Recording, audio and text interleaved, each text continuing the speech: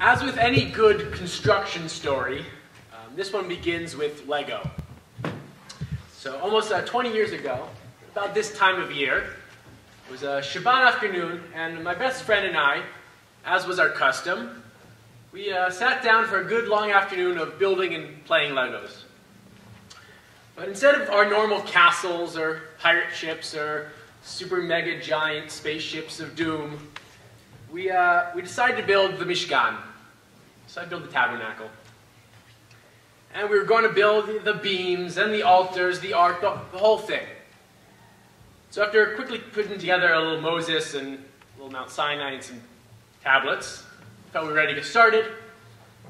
But somewhere between plotting out where the walls would go on the base plate and kind of searching around for suitable little minifigures to serve as serviceable Kohanim, we stopped. Instead, we built a casino. Now, it was a great casino. It was one of those little small-town casinos with slot machines and card tables, a bar, even had a stage for musical performances. And it actually stuck around for some time, providing a good backdrop for lots of fun Lego adventures.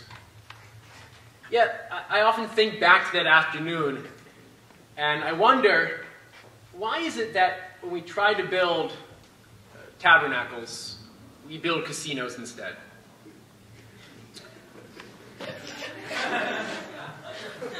In the opening verses of Parshat Truma, that's the 25th chapter of Exodus for those of us keeping score at home, Hashem tells Moses to tell the children of Israel to bring all this stuff, just to collect a whole boatload of stuff, gold and jewels and wood and fancy dyed wool, just fancy, fancy stuff. And what for? As verse 9 tells us, V'asu li mikdash v'shachanti betocham. Hashem tells Moses, have the children of Israel build me a mikdash, a sanctified space, and I will dwell in them. Not in their midst, but betocham, in them. It's not about a single physical location. It's about the divine dwelling in each and every person. So we're not talking about temples, we're talking about us. As a t-shirt a friend owns says, our bodies are temples, Jews are hot.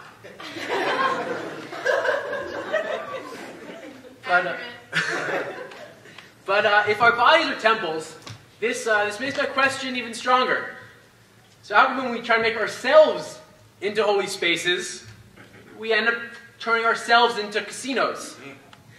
How can I be a holy space when I keep losing myself? How can I turn myself into a place where the divine dwells if I keep turning myself into a casino? Losing myself in sex, drugs, and rock and roll. How can I be holy when I feel so physical and so base? So I think the answer lies in the first verses leading up to that command.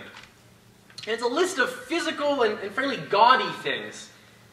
What place does shiny stuff have to do with holiness?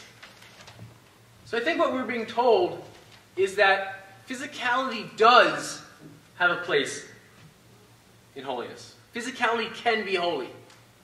It's how we use those material objects. That's the measure of holiness. So it's precisely those moments of feeling like base physicality that we're the most ready to start construction. It's realizing that the gold we spend, the sweet incense we use to lose our sense, right, the silk that lines our beds, all that can be used to make ourselves into holy spaces. What we have to commit ourselves is turning our own personal casinos back into tabernacles. So I would go back and tell my 10-year-old self, I tell him, don't be afraid.